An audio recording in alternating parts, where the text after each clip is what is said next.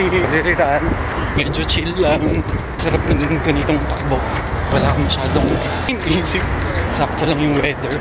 Medyo timing din itong workout natin today. May konting discomfort lang.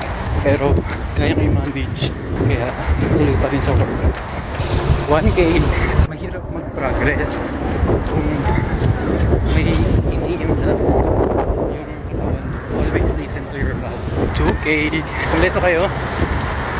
Good. May mga kabayan tayong nakasabay tumakbo. Malaking tulong yung may running community din talaga. 3K. Ang saya ng ganitong pace ko. Tumatakbo ka. Ang chill. Relax. Medyo nawala na yung discomfort ng mga pa.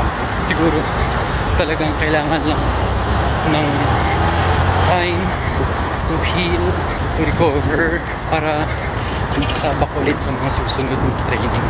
So that's it for our recovery run.